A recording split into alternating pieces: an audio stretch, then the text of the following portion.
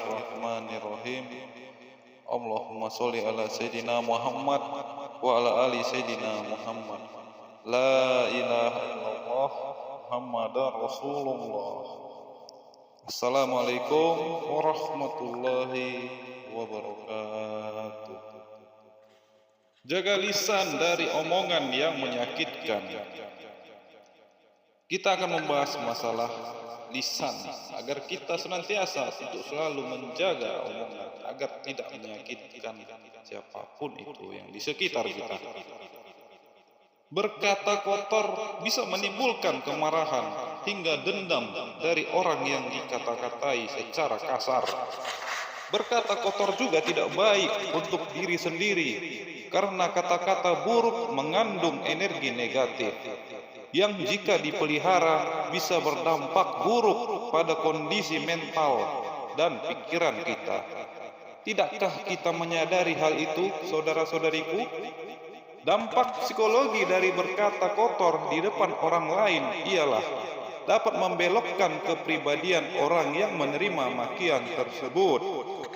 Di samping itu, dalam agama kita dilarang berkata kotor, apalagi memaki. Berikut ada beberapa hadis yang membicarakan tentang hukum berkata kotor dalam agama Islam. Allah Subhanahu wa taala berfirman, "Tidak ada kebaikan pada kebanyakan bisikan-bisikan mereka kecuali bisikan-bisikan dari orang yang menyuruh manusia memberi sedekah atau berbuat ma'ruf atau mengadakan perdamaian di antara manusia.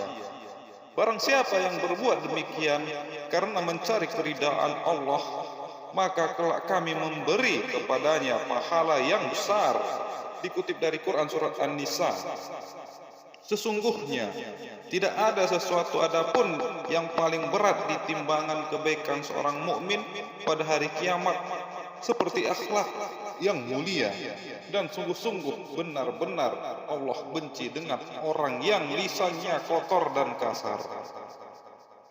Rasulullah sallallahu alaihi wasallam juga bersabda, keselamatan manusia tergantung kepada kemampuannya menjaga lisan. Dikutip dari hadis riwayat Al-Bukhari. Dalam riwayat lain dari Abu Hurairah disebutkan, siapa yang beriman kepada Allah Subhanahu wa taala dan hari akhir, hendaklah ia berkata baik atau lebih baik diam jika tidak mampu berkata baik. Dikutip dari hadis riwayat Al-Bukhari dan Muslim. Diriwayatkan oleh Ahmad, Rasulullah sallallahu alaihi wasallam juga bersabda, hendaklah engkau lebih banyak diam, sebab diam dapat menyingkirkan setan dan menolongmu terhadap urusan agamamu. Dikutip dari hadis riwayat Ahmad. Allah memperingatkan bahwa terdapat malaikat yang mencatat setiap ucapan manusia atau lisan ataupun tulisan, yang baik maupun yang buruk. Allah Subhanahu wa taala juga berfirman, tiada suatu ucapan pun yang diucapkannya melainkan ada di dekatnya malaikat pengawas yang selalu hadir. Dikutip dari Quran surat Qaf. Adapun perkataan yang dianjurkan oleh agama adalah perkataan yang mengajak kepada kebaikan. Hal ini terdapat dalam ayat Quran surat An-Nisa. Allah Subhanahu wa taala kembali berfirman, tidak ada kebaikan dari banyak pembicaraan rahasia mereka kecuali pembicaraan rahasia dari orang yang menyuruh orang bersedekah atau berbuat kebaikan atau mengadakan di antara manusia. Barang siapa berbuat demikian karena mencari keridhaan Allah, maka kami akan memberikannya pahala yang besar. Dikutip dari Quran surat An-Nisa ayat 114. Semoga kita termasuk orang-orang yang bisa menjaga lisan kita.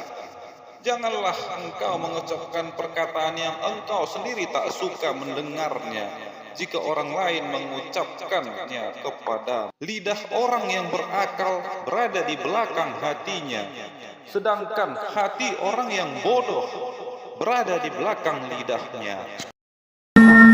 Demikian hukum yang dapat saya sampaikan, kurang lebihnya saya mohon maaf.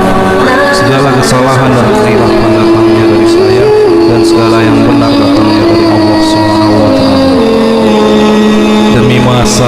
Demi masa sesungguhnya manusia itu benar-benar dalam kerugian, kecuali orang-orang yang beriman dan mengerjakan amal soleh dan nasihat menasehati, supaya mentaati kebenaran dan nasihat menasehati, supaya menetapi kesabaran. Quran Surat Al-Asr 103 ayat 1 sampai dengan 3. Akhirul kalam, wabillahi taufiq wal hidayah. Wassalamualaikum warahmatullahi